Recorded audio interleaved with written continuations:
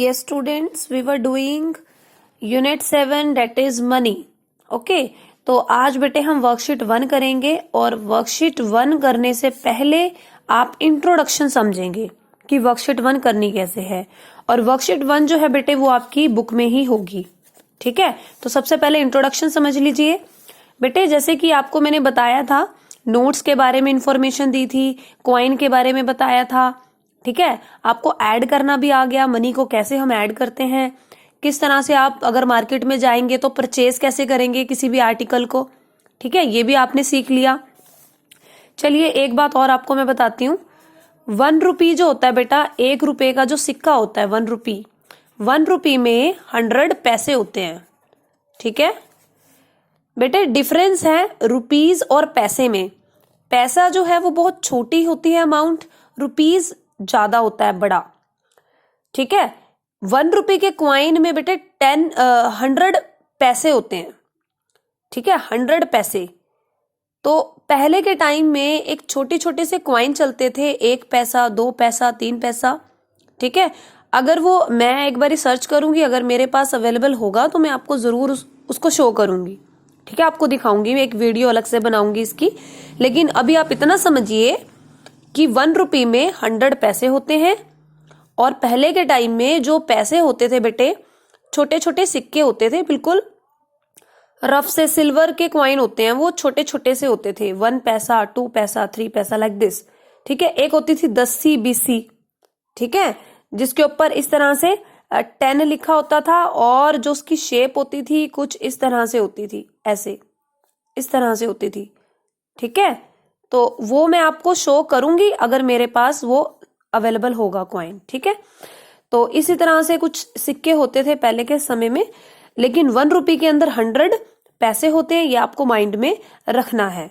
Okay, और अगर आपको बेटे कोई चीज मार्केट से खरीदनी है, फॉर एग्जाम्पल उसका प्राइस है ₹47.50। अब आप इसको कैसे समझेंगे? 47.50 इसका मतलब क्या है? देखिए 47 क्या है बेटे? रुपीज। ओके, ये तो हो गया रुपीज। जो पॉइंट के बाद ये जो लिखा गया है 50, इसको पॉइंट कहते हैं बेटे। पॉइंट ये डॉट से लगा रखिए ना, ये पॉइंट। इसके बाद लिखा है 50, ये वाली जो अमाउंट है बेटे ये है पैसा, जिसको हम पैसे बोलते हैं। ठीक है, ये वाला, ये जो हमने अभी अभी पढ़ा है। ओके, तो 50 पैसा का मतलब ये होता है बेटे कि 1 रुपी का हाफ, क्योंकि 1 रुपी में तो 100 पैसे हैं, है ना। तो अगर हम इसका हाफ कर दें, आधा कर दें, तो यानी कि रुपीज का भी आधा हो जाएगा।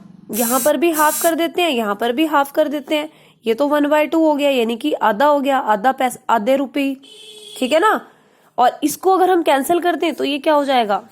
50 पैसा। ठीक है, तो बेटे जो पैसे वाला पार्ट है वो पॉइंट के बाद लिखेंगे, रुपीज वाला पार्ट हमने लेफ्ट में लिखना है। ये बात समझ में आ रही है आपको? चलिए एक मैं आपको एग्जाम्पल बताती हूँ। जैसे फॉर एग्जाम्पल मेरे पास एक लिखी है यहाँ पे अमाउंट 18 रुपीज 65 पैसे। इसको आपने फिगर में चेंज करना है। ये है फिगर, यानी कि डिजिट वाली फॉर्म। इसको आपने फिगर में चेंज करना है। ये वर्ड फॉर्म है, वर्ड फॉर्म को फिगर फॉर्म में लेके आना है। तो कैसे लिखेंगे? अभी अभी मैंने आपको जस्ट ये बताया है। तो रुपीज वाला पार्ट आपने लेफ्ट में लिखना है बेटे। 18 रुपीज है, पहले रुपीज लिखिए, फिर 18, फिर क्या करेंगे? पॉइंट लगाएंगे। 65 पैसा, पैसा वाला पार्ट कहाँ आएगा? पॉइंट के बाद, यानी ये आ गया 65 पैसा। लेकिन इसके बाद आपने पी नहीं लगाना, कुछ नहीं लगाना, सिर्फ इसको एज इट इज छोड़ देना है रुपीज लगा के। ठीक है, एक एग्जाम्पल और देख लीजिए, फिर हम वर्कशीट स्टार्ट करते हैं। 7 रुपीज 10 पैसे। अब इसको हमें किस में चेंज करना है? फिगर फॉर्म में, यानी कि डिजिट की फॉर्म में। वर्ड फॉर्म गिवन है, आपको स्पेलिंग दिख रहे हैं ना, स्पेलिंग में लिखा हुआ है, यानी कि वर्ड फॉर्म गिवन है, आपको फिगर में चेंज करना है। तो रुपीज लिखेंगे, लेफ्ट में आएगा आपके पास 7, डॉट, पैसे वाला पार्ट पॉइंट के बाद। ठीक है, तो इस तरह से बेटे क्वेश्चंस होंगे। चलिए वर्कशीट पे आते हैं।